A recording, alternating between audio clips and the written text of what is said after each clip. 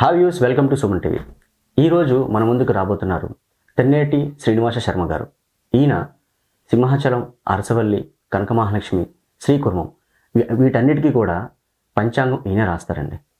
ఈయన మాటల్లో శివరాత్రి అంటే ఏంటి, అసలు శివరాత్రికి జాగారం ఎలా చేస్తారు, జాగారం చేసిన తర్వాత సముద్ర స్నానం చేసినందుకు ఎంత పుణ్యఫలం అనేది మనకు దక్కుతుంది, ఆయన మాటల ద్వారా మనం తెలుసుకుందాం. నమస్కారం గురుగారు. నమస్కారం తారక్ గారు. ఓం శ్రీమన్ మహాగణాధిపతయే నమః. ఓం గణానాన్వా గణపతిం హవామహే కవిం కవీనాముపమస్రవస్తమం జ్యేష్ఠరాజం బ్రహ్మణాం బ్రహ్మణస్పత ఆనశృణ్వన్నోతిభిः సీదసాదనం. శ్రీమన్ మహాగణాధిపతయే నమః. శ్రీ మహాసరస్వత్యై నమః. శివాయ గురవే నమః. శ్రీ గురుభ్యో నమః. హరి ఓం. శివరాత్రి మహోత్సవం రానుంది. అసలు శివరాత్రి అంటే ఏంటి, శివరాత్రి ఎందుకు జరుపుకుంటారు, జాగారం ఎందుకు చేస్తారు, మరుసటి రోజు సముద్ర స్నానం ఎందుకు చేస్తారు, మీ మాటల ద్వారా తెలుసుకోవచ్చండి. తప్పకుండా అండి. ముందుగా అందరికీ కూడా సుమన్ టీవీ ప్రేక్షకులందరికీ కూడా శివరాత్రి శుభాకాంక్షలు అన్నమాట అండి. శివరాత్రి అనగానే శివుడు జన్మించిన సమయం, దాన్ని అందుకే లింగోద్భవ కాలం అంటారన్నమాట అండి. శివరాత్రి నాడు మనం చేసేది ఏంటంటే, సాధారణంగా కూడా మనకి 12 నెలలు, ఈ 12 నెలల్లో కూడా ప్రతి నెల కూడా మనకి మాస శివరాత్రి అని వస్తుంటుంది. అమావాస్యకు ముందుకు వచ్చేదాన్ని చతుర్దశి నాడు మనం మాస శివరాత్రి అంటారు. వీటన్నిటిలో కూడా మాఘమాసంలో బహుళ చతుర్దశి నాడు వచ్చేదాన్ని మనం మహాశివరాత్రి, మాస శివరాత్రి అంటాం అన్నమాట అండి. మహాశివరాత్రి. ఈ శివరాత్రికి నియమం ఏంటంటే, అర్ధరాత్రి అర్ధరాత్రి కాలంలో కూడా, అంటే అర్ధరాత్రి 12 గంటల కాలం సుమారుగా కూడా దాన్ని లింగోద్భవ సమయం అంటారన్నమాట అండి. ఆ సమయంలో పరమశివుడు ఆవిర్భావం చెందారని, కాబట్టి దాన్ని లింగోద్భవ సమయం అని చెప్పుకొస్తారన్నమాట అండి. అందుకే ప్రధానంగా దేవాలయ అన్నిటిలో కూడా ఆ లింగోద్భవ సమయంలోనే అభిషేకాలు ఎక్కువగా చేస్తుంటారు.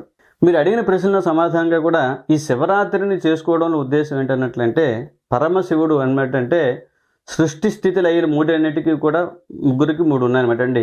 ఈ లయకారకుడు పరమశివుడు అనమాట అండి. అయితే ప్రపంచంలో ఏ వస్తువుని పుట్టించాలన్నా, ఏ వస్తువుని తనలో కలుపుకోవాలన్నా కూడా శివుడికి సాధ్యం అవుతుంది అన్నమాట అండి. శివుడు, శివ అనే పదానికి అర్థం సంస్కృతంలో కూడా శుభంకరుడు అనే అర్థం కూడా చెప్పుకొస్తామట అండి.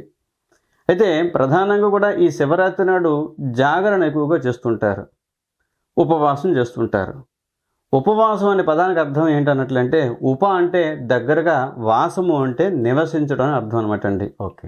ఈ ఉపవాసంలో ప్రధాన ఉద్దేశం ఏంటంటే, ఈ ఉప అంటే మనం దగ్గర అనుకున్నాం కదండి, వాసం అంటే నివసించడం. ఎవరికి మనం ఉపవాసం దగ్గరగా నివసించాలి? పరమశివుడికి దగ్గరగా నివసించాలి. కాబట్టి ఆ సమయంలో ఏదైనా దేవాలయాల్లో, అంటే మన శివక్షేత్రాలు ఏవైనా శైవక్షేత్రాలు ఎక్కడైతే ఉన్నాయో ఆయా క్షేత్రాలలో ప్రత్యేకంగా వెళ్ళి స్వామివారిని దర్శనం చూసుకొని శివుడికి ప్రధానంగా కూడా రుద్రాభిషేకం చేసినట్లయితే అది సత్ఫలితాలు ఇస్తుందన్నమాట అండి. ప్రధానంగా కూడా శాస్త్రంలో చెప్పింది అంటే, దేహో దేవాలయ ప్రోక్తో జీవోదేవ సనాతన త్యజేత్ అజ్ఞాన నిర్మాల్యం సోహం భావేన పూజయేత్ అని చెప్పుకొచ్చింది శాస్త్రం. మన దేహమే దేవాలయం అటండి. దేహో దేవాలయ ప్రోక్తో జీవో దేవ సనాతన, మనలో ఉండే జీవుడే దేవుడు అటండి. త్యజేత్ అజ్ఞాన నిర్మాల, మనలో ఉండే అజ్ఞానాన్ని విడిచిపెట్టి సోహం భావేన పూజ, మనమే దేవుడని పూజ చేసుకోవచ్చు అంటండి. త్యజేత్ అంటే విడిచిపెట్టడం, అజ్ఞానం అనే నిర్మాల్యాన్ని విడిచిపెట్టి మనం పూజ చేసుకోవచ్చు అని కూడా శాస్త్రంలో చెప్తున్నమాట అండి. అదే ప్రధానంగా కూడా శివరాత్రి నాడు మీరు చెప్పినట్టు అడిగినట్టు ప్రశ్నలో సమాధానంగా కూడా జాగరణ అంటారన్నమాట అండి. ఈ జాగరణ అనే పదానికి అర్థం ఏంటంటే, జాగ్రత్తగా చేసామంటే, ఏదైనా పని చేసినప్పుడు జాగ్రత్తగా చేయండి ఉంటుందంటండి. ఈ జాగరణ చేయడంలో ఉద్దేశం ఏంటంటే, శివనామ స్మరణ చేసుకుంటూ కేవలంగా కూడా ఆ రాత్రి అంతా కూడా గడపాలి. ఈ శివరాత్రి నాడు ప్రత్యేకంగా కూడా ఈ యొక్క విధానంగా చేసి కొన్ని క్షేత్రాలలో ప్రధానంగా కూడా మానవులకి దేవతలకి ఉండే విధానంలో తేడా ఏంటంటే, మన జన్మ నక్షత్రం వివాహం చేసుకోం. కానీ ఇప్పుడు పునర్వసు నక్షత్రం, రాముడి నక్షత్రం, శ్రీరామనవమి నాడు రాముడికి కళ్యాణం చేస్తారు. అదేవిధంగా కూడా శివరాత్రి నాడు కూడా శివుడికి కళ్యాణం చేస్తారు. మనకి ఈ శ్రీశైలంలో కూడా కళ్యాణం చేస్తారన్నమాట అండి. ఓకే. ఏ రోజైతే స్వామివారు ఆవిర్భావం చెందారో ఆ రోజున పురస్కరించుకొని లోక కళ్యాణార్థమై కళ్యాణాలు చేస్తుంటారన్నమాట అండి. ఈ రాత్రంతా కూడా శివనామస్మరణ చేసుకుంటూ, జాగరణ చేసుకుంటూ మరుసటి రోజు ఉదయాన్నే వెళ్ళి సముద్ర స్నానం చేస్తారు. నదీ స్నానం అంటే నదీనాం సాగరోగతి. అన్ని నదులు కూడా సాగరం అంటే సముద్రంలో కలుస్తాయి కాబట్టి సముద్రానికి ప్రధానంగా కూడా శాస్త్రం ప్రకారం కూడా సముద్ర స్నానం ఎప్పుడు పెడితేప్పుడు చేయకూడదని శాస్త్రంలో చెప్పబడింది అన్నమాట. అమావాస్య నాడు కానీ పౌర్ణమి నాడు కానీ ఇలా విశేషమైన పర్వదినాలలో మాత్రమే సముద్ర స్నానం చేయాలని కూడా శాస్త్రంలో నియమం కూడా ఉందన్నమాట అండి. కాబట్టి ఈ సముద్ర స్నానం చేయడం ద్వారా కూడా అంటే మన సైంటిఫిక్గా చూసుకున్నా కూడా శరీరం అనేకమైన మలినాలు కూడా అన్నీ ఉంటాయి కాబట్టి రుగ్మతలు కూడా అన్నీ ఉంటాయి కాబట్టి ఆ ఉప్పు సంబంధం కూడా నీటితో స్నానం చేయడం ద్వారా కూడా ఆ రుగ్మతలు అన్నీ కూడా తొలగిపోతుంటాయి అనమాట. ఏమైనా జెమ్స్ గట్రా ఇలా ఏమైనా ఉన్నట్లయితే అనమాట అండి. కాబట్టి రెండోది ఈ ఉపవాసం చేసే విధానంలో కూడా ప్రతినిత్యం మనం భోజనం చేస్తూ ఉంటాం అనమాట అండి. చేయడం ఒకరోజు మన ఆహారం లేకుండా మన శరీరాన్ని శుష్కింప చేయడం ద్వారా కూడా శరీరంలో ఉండే ఫ్యాట్ కంటెంట్స్ ఏవైతే ఉంటాయో అవి కూడా కరుగుతాయి అనమాట అండి. దానివల్ల కూడా మనిషి కూడా ఆరోగ్యంగా ఉంటాడు అనడంలో ఎటువంటి సందేహం కూడా లేదనమాట అండి. కాబట్టి ఈ శివరాత్రి నాడు శివుని నామస్మరణ చేసుకుంటూ జాగరణ చేసుకుంటూ స్వామికి ప్రీతికరమైన వస్తువుల్లో కూడా రుద్రాక్షలు, అలాగే శివుడికి అభిషేకం చేయడానికి సంబంధించిన ద్రవ్యాలలో కూడా బిల్వపత్రాలు విశేషంగా ఉపయోగించి మనం చేసినట్లయితే చాలా విశేషమైన ఫలితం వస్తుండడంలో ఎటువంటి సందేహం కూడా లేదనమాట అండి. గురుగారు, చాలామంది శివరాత్రి రోజు రుద్రాక్ష ధరిస్తారు, రుద్రాక్ష ధరించి ఉపవాసం ఉంటారు అని అంటారు. అవునండి. సో అసలు రుద్రాక్ష యొక్క ప్రత్యేకత ఏంటండి? రుద్రాక్షలు ఎలా ఆవిర్భావం చెందాయి అంటే శివుడి యొక్క నేత్రంలో నుంచి వచ్చిన నీటి బిందువుల నుంచి కూడా అవి ఆవిర్భావం చెందిన ఉద్దేశంతో రుద్రుడి యొక్క రక్ష, దాంట్లోనే అర్థం. రుద్రాక్ష అంటే రుద్రుడి యొక్క రక్ష అనమాట అండి. ఈ రుద్రాక్షలు ఏకముఖి రుద్రాక్ష అని, ద్విముఖి రుద్రాక్ష అని, త్రిముఖి, చతుర్ముఖి, పంచముఖి, షణ్ముఖి, సప్తముఖి, అష్టముఖి, నవముఖి, దశముఖి, ఏకాదశి, ద్వాదశి ఇలా అన్ని ముఖాలు ఇంచుమించు సుమారుగా 24 ముఖాల వరకు సుమారు ఇంకా పైబడి కొన్ని ఉన్నాయన్నమాట శాస్త్ర ఆధారంగా కూడా. ఈ రుద్రాక్షలని ప్రత్యేకంగా ధరించడం ద్వారా కూడా ఈ రుద్రాక్షల్లో విశేషం ఏంటన్నట్లంటే రుద్రాక్షని ధరించడం కన్నా రుద్రాక్షని పూజ చేసినా సరే కూడా విశేషమైన ఫలితం వస్తుందని కూడా శాస్త్రంలో చెప్పబడింది అన్నమాట. ఏ నక్షత్ర జాతకులు ఏ రుద్రాక్ష ధరించాలో కూడా జ్యోతిష్ శాస్త్రంలో విపులంగా కూడా దీని గురించి చర్చ చేయబడి ఉందన్నమాట. కాబట్టి రుద్రాక్ష ధరించడం ద్వారా కూడా స్వామికి భస్మం ధరించడం ద్వారా కూడా అంటే విభూతిని ధరించి రుద్రాక్షలు ధరించి కూడా ఓం నమశివాయ పంచాక్షరి మంత్రం జపం చేస్తూ కూడా ఆ శివరాత్రి నాడు కానీ ఆ శివుని కానీ ధ్యానం చేసినట్లయితే ఖచ్చితంగా కూడా ప్రతి ఒక్కరు కూడా శివ సాయుధ్యాన్ని పొందుతారు అనడంలో ఎటువంటి సందేహం కూడా లేదనమాట అండి. గురుగారు, శివరాత్రి రోజు శివుడికి ఏ విధంగా పూజించవచ్చు? ఏదైనా వివిధ రకాల పూజలు ఏమైనా అభిషేకాలు ఏమైనా ఉన్నాయా? శివరాత్రి నాడు ప్రత్యేకంగా కూడా అంటే అభిషేక ప్రియో శివ అని, శివుడు అభిషేక ప్రియుడు, గణపతి తర్పణ ప్రియుడు. ఇప్పుడు కూడా గణపతికి తర్పణాలు చేస్తుంటే అతను ప్రీతి చెందుతుంటారు. అభిషేక ప్రియుడు శివుడు అన్నమాటండి. ఇప్పుడు ఓం నమ శివాయ అనే ఒక మంత్రాన్ని మీరు చెప్పుకుంటూ కూడా ఆ శివలింగం మీద అలా కూడా నీళ్లు పోస్తుంటే ఆ భగవంతుడికి చాలా అన్నమాట అండి. అయితే ఈ యొక్క అభిషేకం చేసే విధానాలలో శివుడికి అనేక రకమైన విధానాలు ఉన్నాయన్నమాటండి. మనం ఇందాక చెప్పుకున్నట్లు ఏంటంటే నా రుద్రో రుద్రమర్చియేది అని కూడా శాస్త్రంలో చెబుతుంది అనమాట. రుద్రుడు కానివాడు రుద్రుడిని అభిషేకం చేయకూడదు. అంటే రుద్రత్వం ఎలా వస్తుందంటే దీనికి మహాన్యాసం అని చెప్పబడింది అన్నమాట అండి. ఈ మహాన్యాసం అనే మంత్రాలతో ఆ రుద్ర మంత్రాలతో కూడా శరీరంలో ఉండే అన్ని అవయవాలను కూడా స్పర్శ చేసుకుంటూ కూడా అంటే ప్రతి అవయవాన్ని మనం ముట్టుకునేటప్పుడు కొన్ని మంత్రాలు వేద మంత్రాలు చెప్పబడ్డాయన్నమాటండి. ఆ మంత్రాల ద్వారా శరీరాన్ని శుద్ధి చేసుకొని ముందుగా చెప్పేది దేహో దేవాలయ పురోగో జీవో దేవ సనాతన అని చెప్పుకున్నాం కదండి. త్యజేత అజ్ఞాన నిర్మాణం, మనలో ఉండే అజ్ఞానం విడిచిపెట్టాలన్నట్లంటే ఆ రుద్రమంత్రాలతో మన శరీరంలో ఉండే అన్ని అవయవాలను కూడా శుద్ధి చేసుకుంటూ కూడా అంటే మహాన్యాసపూర్వకంగా కూడా శుద్ధి చేసుకుంటూ కూడా శివుడికి అభిషేకం చేసుకున్నట్లయితే అది సత్ఫలితాన్ని ఇస్తుంది. అయితే ఈ అభిషేకం చేసే క్రమంలో కూడా ఈ రుద్రాభిషేకాలు చాలా రకాలుగా ఉన్నాయన్నమాట అండి. మహాన్యాసపూర్వకంగా ఏకవార రుద్రాభిషేకం అని, అలాగే మహాలింగార్చన అని, సహస్రలింగార్చన అని ఇలా అనేక రకమైన లింగార్చన కూడా ఉన్నాయన్నమాట అండి. ఈ సహస్రలింగార్చన అనే దాన్ని మేరు ప్రస్తారం పేరుస్తారన్నమాట అండి. ప్రస్తారం అంటే మట్టితో నేను చెక్క కూడా శివలింగాలు అల్లికాయలాగా తయారు చేసి వాటికి బియ్యం గింజను గుచ్చుతారన్నమాట అండి.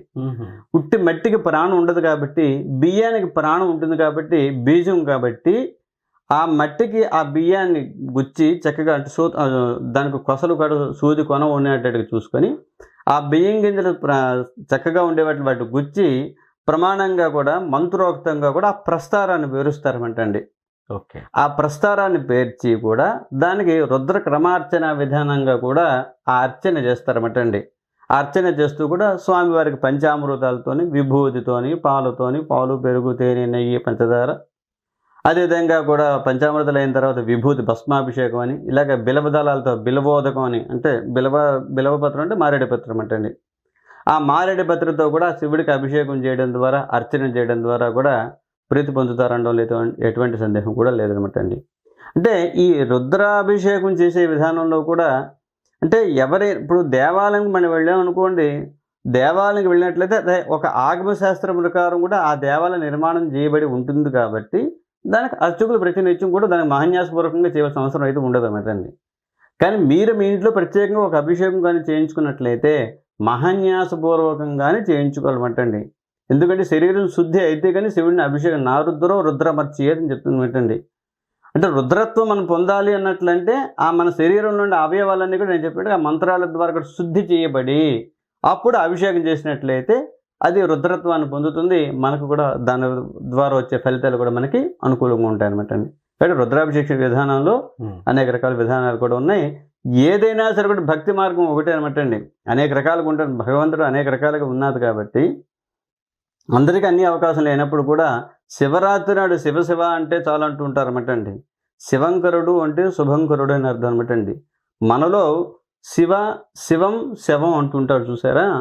శవం అంటే ప్రాణం లేదా అమంగళకరమైన వస్తువు, జీవం పోయినప్పుడు ఏమి ఉండదు కదండి. అవును. శివుడు అంటే శుభంకరుడు అని, శివం శవం శాస్త్రంలో చెప్పబడింది అనమాట అండి. కాబట్టి ఆ గుడి లేనప్పుడు ఒకలా ఉంటుంది, గుడి ఉంటే ప్రాణం ఉన్నవాడు అనమాట అండి. కాబట్టి ఆ శివుడిని అభిషేకం చేసే విధానంలో కూడా ఏదైనా సరే భక్తి మార్గంలో భగవంతుని మనం పూజ చేసినట్లయితే ఏ భగవంతుడైనా సరే కూడా మనకి దానివల్ల ఉండే ఫలితాలు సత్ఫలితాలు వస్తాయంటే ఎటువంటి సందేహం కూడా లేదనమాట అండి. గురుగారు, శివుడు అంటే భోళాశంకరుడు అంటారు. శివుడు శ్మశానంలో ఉంటాడు అంటాడు. అలాంటి శ్మశానంలో ఉన్న శివుడికి ఇన్ని పూజలు అవసరమా అండి? అంటే చూడండి, అభిషేకం చేసే క్రమంలోని మనం అభిషేకం శివలింగానికి అభిషేకం చేస్తుంటామండి. అభిషేకం చేస్తుంటే ఆ ద్రవ్యాలన్నీ కూడా ఎక్కడ పడతాయండి? పైకి వెళతాయి, కిందకి పడుతుంటాయా? కిందకి జారిపోతూ ఉంటాయి. తత్వశాస్త్రంగా తత్వంగా మనం ఆలోచించినట్లయితే ప్రపంచంలో ఏది శాశ్వతంగా ఏదైనా జారిపోవలసిందే, కిందకి వెళ్ళిపోవలసినదే. మీరు పైనుంచి వేస్తున్నది జారిపోతూనే ఉంటుంది, కిందకి మళ్ళీ భూస్థాపితం అవుతుంది. అంటే పైనుంచి పుట్టినవాడు మళ్ళీ కిందకి అది ఆ వచ్చిన జలం అభిషేక ద్రవ్యం మళ్ళీ భూగర్భంలో ఇంకిపోతూ ఉంటుంది కదండి. అవును. అంటే మళ్ళీ కిందకి వెళ్ళవలసినదే. అంటే అది జారిపోతూనే ఉంటుంది. అభిషేకం చేసిన ప్రతి ద్రవ్యం కిందకి జారుతూనే ఉంటుంటుందండి. ఇక శివుడిని శ్మశానవాసి అని అంటుంటారన్నమాట అండి. అతను శాస్త్రంలో విభూతిని ఒకరి చేతితో ఒకరికి ఇవ్వకూడదు అంటుంటుందండి. తెలుసా అండి? ఓకే. అంటే విభూతి ఒకరి చేతిలోంచి ఒకరి చేతిలోకి ఇస్తే ఐశ్వర్యం వెళ్ళిపోతుందని అర్థం అన్నమాట అండి. ప్రపంచంలో ఏ వస్తువు సృష్టింపబడినా అది పూర్తిగా కనుమరుగైన తర్వాత దాని భస్మం అయిపోయిన తర్వాత, అంటే పూర్తిగా వస్తువుని లేకుండా చేయడం అనేది ఎక్కడ ఉండదు. లాస్ట్కి ఏ రూపాన్ని చెందుతుందండి? అది భస్మమే అవుతుంది. ఒక వస్తువు, ఏ వస్తువుని మీరు కాల్చేయండి, ఒక ప్లాస్టిక్ వస్తువుని కాల్చండి, ఒక ఇనుప వస్తువుని కాల్చండి, ఏదైనా కాల్చండి, అది లాస్ట్కి వచ్చే దాని రూపం భస్మమే. అంటే ఈ భస్మధారణ అనేది ఏంటంటే మన శాస్త్రంలో చెప్పబడింది. ఏదైనా ఒక వస్తువు పుట్టిన తర్వాత మళ్ళీ కనుమరుగైపోతే వచ్చే లాస్ట్ రూపం అదే. శాశ్వతంగా ఉండేది విభూదే. వస్తువు కొన్ని రోజులు మీకు కనబడినా కొన్ని రోజులు పోతే మీకు కనబడకుండా ఉండే వస్తువు మాత్రం భస్మమే మిగులుతుంది అన్నమాట అండి. కాబట్టి స్వామి శ్మశానవాసి అంటే ఉద్దేశం ఏంటన్నట్లంటే నిరాకరుడు, అతనికి ఎటువంటిది కూడా లేదు. శ్మశానం అనేది వైరాగ్యం. సాధారణంగా మనం ఉండే వాతావరణం బట్టి మనిషి యొక్క ఆలోచన విధానం ఉంటుంది అంటండి. శ్మశానంలో ఉన్నప్పుడు ఎటువంటి ఉండదు, వైరాగ్య జీవితంతో ఉంటుంది. కాబట్టి వైరాగ్యం కొనేవాడికి ఎటువంటి ఆలోచన ఈ చింతన ఉండదు అన్నమాటండి. అంటే భగవంతుడు అనే అతనికి ఆ వైరాగ్య చింతన ఉంటుంది కాబట్టి ఆ విధంగా మనం ఆలోచన చేసి ఆ భగవంతుని మనం ఆరాధన చేసినట్లయితే మనలో కూడా ఆ యొక్క ఆలోచన విధానం వచ్చి సత్ఫలితాలు పొందడంతో ఆరంభంలో సందేహం లేదని ఉద్దేశంతో ఈ యొక్క శాస్త్రంలో అవన్నీ కూడా చెప్పబడ్డాయి అన్నమాట అండి. గురుగారు, చివరిగా శివరాత్రి గురించి మీ మాటల్లో తెలుసుకుందాం. ప్రధానంగా కూడా శివరాత్రి నాడు ఏ దేవాలయాల్లో అయినా సరే చూడండి, కార్తీక మాసం శివుడికి ప్రీతికరమైన వస్తువు ప్రధానంగా కూడా. కానీ మాఘమాసంలో శివరాత్రి వస్తుంది. మాఘమాసం మధుమాసం అంటారు. మాఘమాసం అంతా కూడా విష్ణు ప్రీతిగా ఎక్కువగా చెప్పుకొస్తుంటారన్నమాట అండి.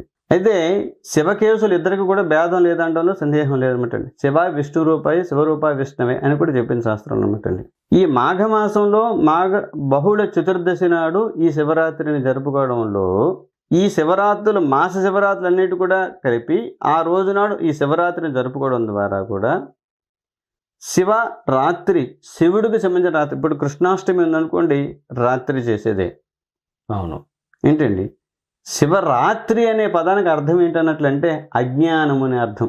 ఏంటండి పగలు అనేది చీకటి, పగలు అనేది జ్ఞానము, రాత్రి అనేది అజ్ఞానం అని శాస్త్రంలో చెప్పబడింది అనమాట. ఇదంతా తత్వశాస్త్రంలో చెప్పబడుతుంటుందండి. తత్వంగా మనం ఆలోచించినట్లయితే చీకట్లో మనకి కళ్ళున మీకు కనబడదండి కదా, కరెంటు పోతే మనకేం కనబడదు కదండి, అంటే అజ్ఞానంలో ఉన్నాం అనమాట అండి.